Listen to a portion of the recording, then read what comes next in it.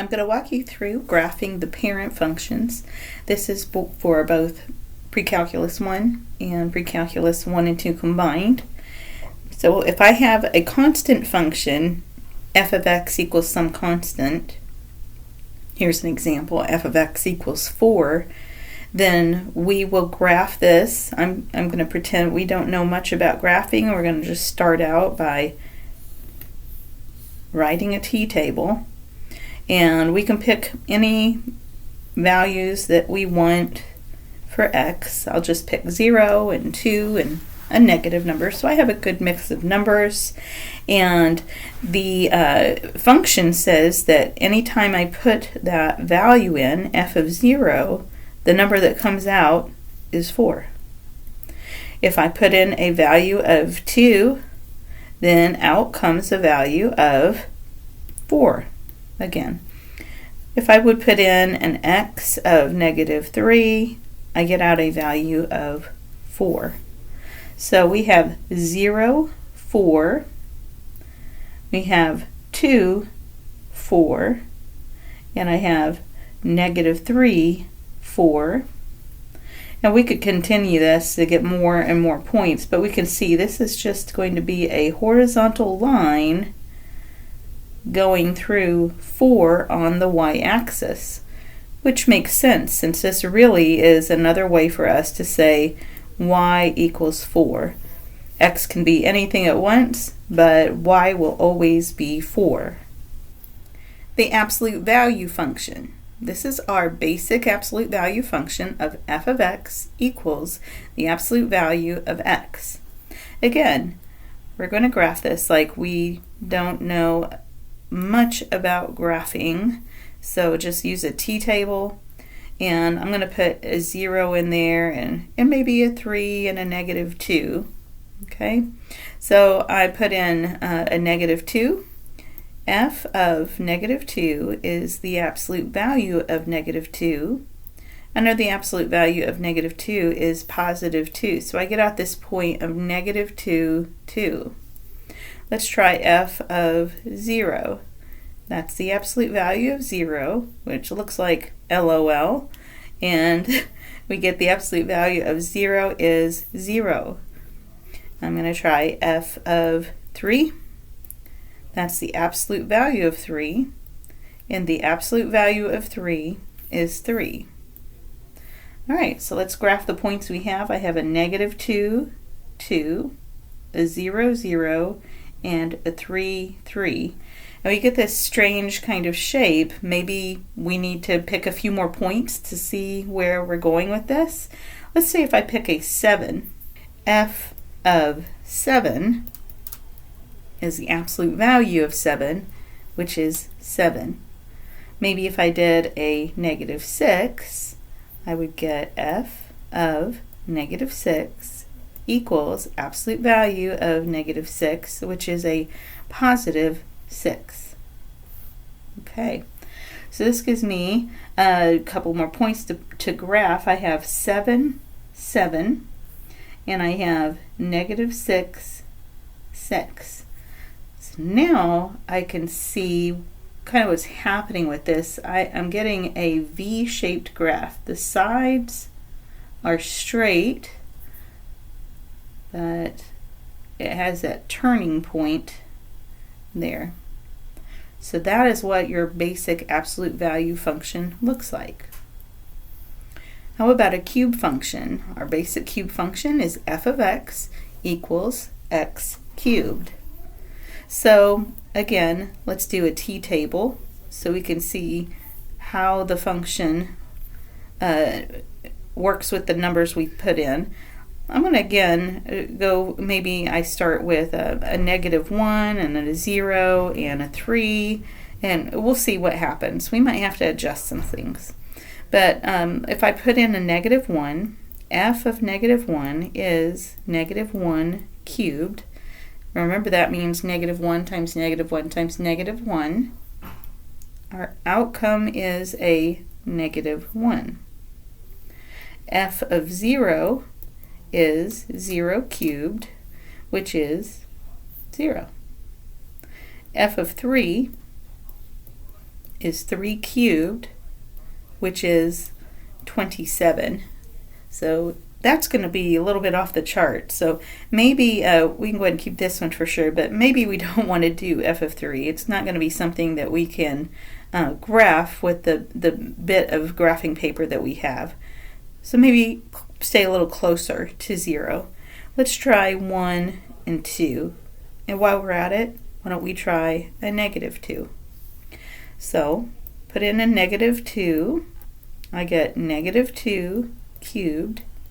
Negative 2 cubed is negative 8. If I put in a 1, f of 1 is 1 cubed, which is 1. F of 2 is 2 cubed, which is a positive 8. So let's see what kind of graph we get from that. A negative 2, negative 8, a negative 1, negative 1, a 0, 0. Well, right now I can tell that this is not a straight line. And I have 1, 1, and I have 2, 8. So we get this kind of serpentine look of a graph. And we know we could continue this forever, so it's important that we put those arrows there at the ends. And that's what your basic cubic function will look like. For a cube root function, f of x equals the cube root of x. Well, again, let's do a t-table. When I'm working on something like this, I like to put numbers in here that I know will give me a nice cube root. So perfect cubes to go in there. I can think, 0 would be nice to put in there because the cube root of 0 is 0. How about 1? Because the cube root of 1 is 1. Cube root of 2 is not going to be a nice number. In fact, we have to go all the way up to 8 to get a nice number. So I'm going to go the other way as well. I've got the cube root of 8 is 2. The cube root of negative 1 is negative 1.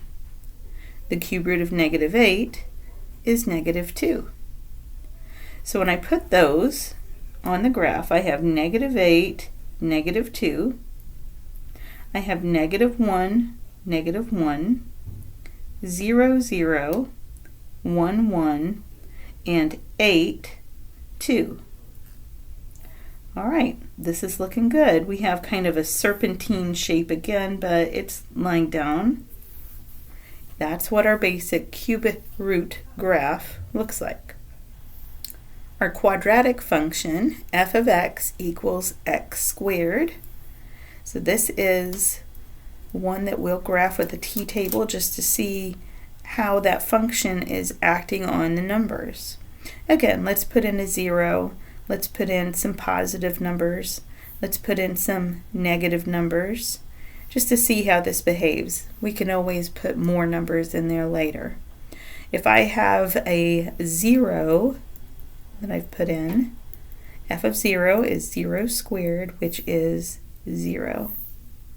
F of 1 is 1 squared, which is 1. F of 2 is 2 squared, which is 4.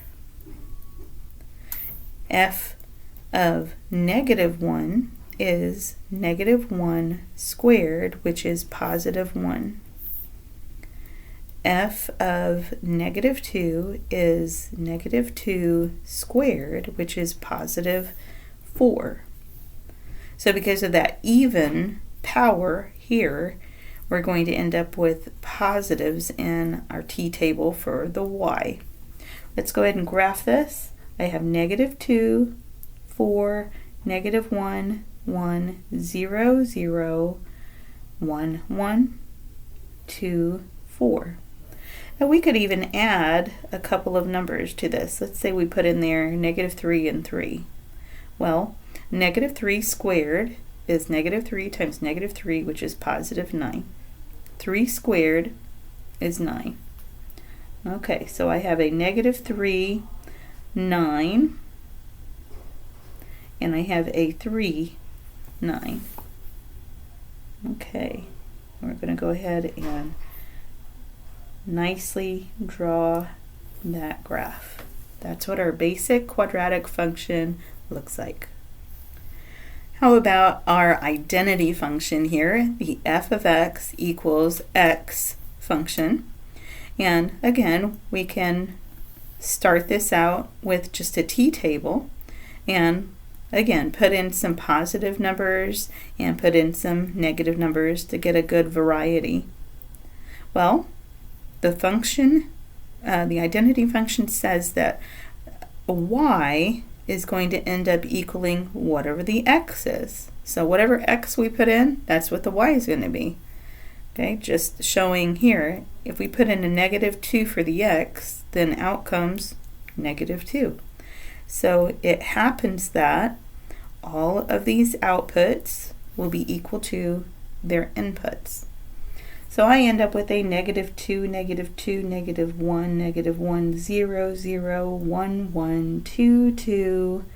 It looks like we have this nice diagonal line, okay, and we just make it as straight as we can and hope for the best. So you can use the straight edge if it's a straight line. Now the reciprocal function, f of x equals 1 over x. We will work with these a lot more further on in the semester, different varieties of these. They take a little bit more work than the previous graphs to start, but once you see their general shape, you'll recognize it when we see it again. Let's go ahead and start a t-table. I'm going to start up here because we will need to have a lot of numbers. Okay, and I am going to start with maybe a -2, a -1, a 0, a 1, and a 2. So if I put in -2, I get out a 1 over -2, which is a -1/2. If I put in a -1, I get 1 over -1, which is -1. F of 0 is 1 over 0, which is undefined. We can't graph that. When we divide by 0, we're undefined.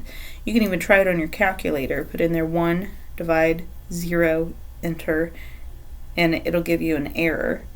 Okay, so apparently we don't have a graph when x equals 0. So I'm just going to put a line through that. We'll look at that a little more later, but let's continue with our table. F of 1 is 1 over 1, which is 1. F of 2 is 1 over 2, which is 1/2. And now I can go ahead and graph what I have. So I've got a -2, -1/2, a -1, -1. Then I come over here and I have a 1, 1, and a 2, 1/2. Well, that really doesn't leave me much as far as knowing what this graph looks like. It looks a little strange to me right now.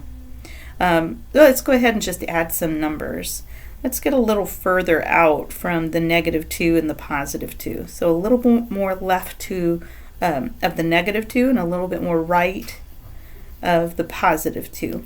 Let's say that we went to a -5. So f of -5 is 1 over -5. Well, that's a -1/5. So a -5, -1/5. It's kind of close there to the x-axis on the underneath side.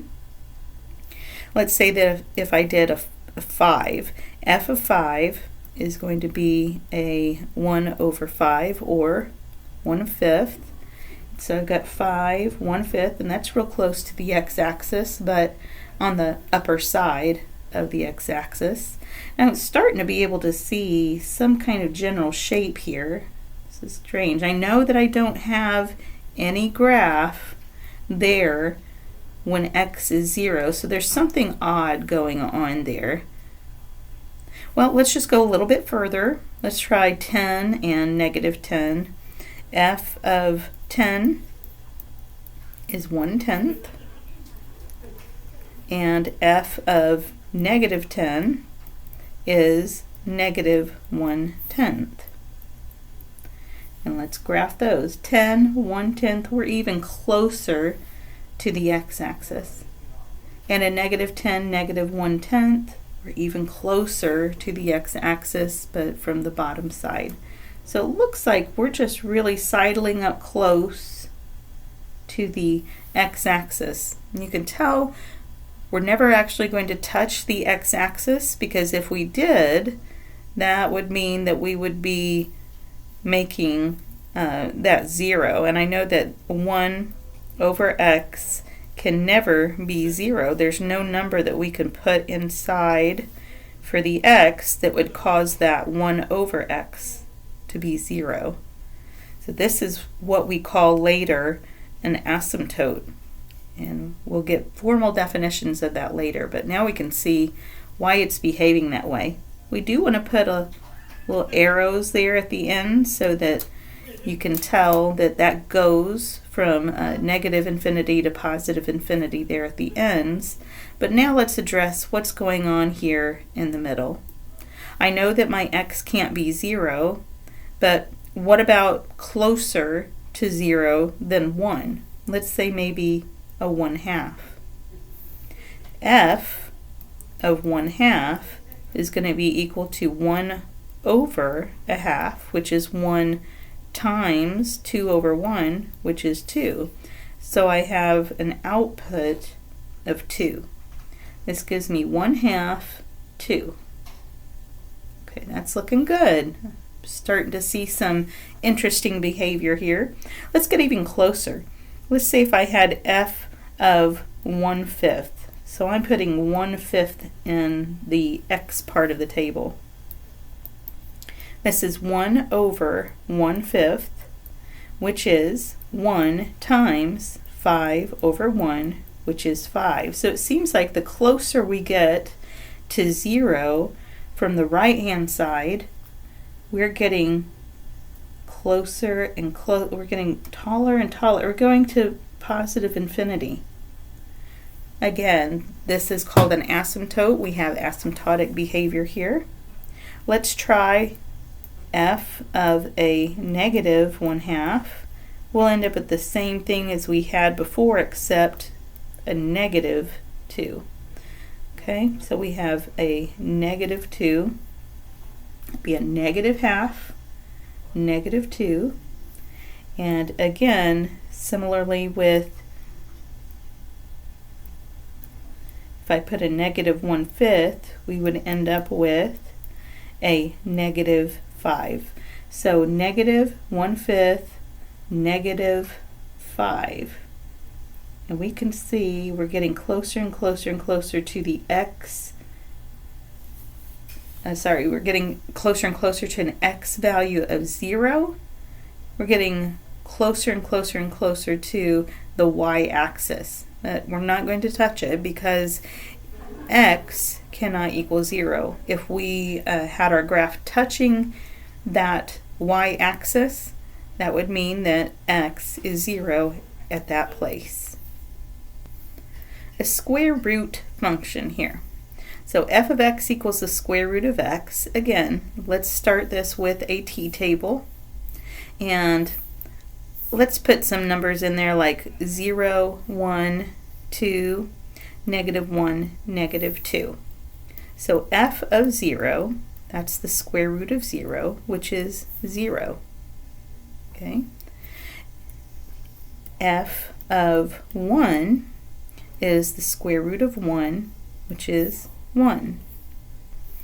If I put in a 2, that's going to be the square root of 2, which isn't an exact number, but we get about 1.4.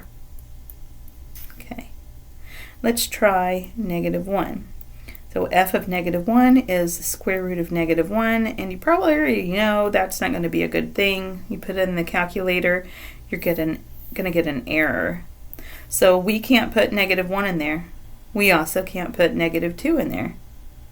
In fact, the smallest number that you can put inside this function will be the 0. The argument of that square root has to be non-negative. So 0 and positive numbers only can go in this. So let's go ahead and put a few more positive numbers. And just to make it easier, I'm going to put perfect squares in there so that when I put those in, f of 4 square root of 4 is 2. F of 9 is square root 9, which is 3. So let's go ahead and get these put on here. I have 0, 0, 1, 1, 2, 1.4. And again, we could go ahead and graph a few more that end up being decimal approximations, but we decided to make our life a little easier. We've got 4, 2, and we've got 9, 3. So this rises pretty quickly, and then all of a sudden it really slows down. And make sure that you put an arrow on that, because we could continue to put more and more positive numbers on there, but we would run out of room on our graphing paper. But that arrow at least indicates that it does continue on, and you need to make sure that you include the starting point there at 0, 0. Now these graphs are going to get shifted all around and flipped around, so different transformations will happen later, but we'll talk about later, starting with finding the domain of the function.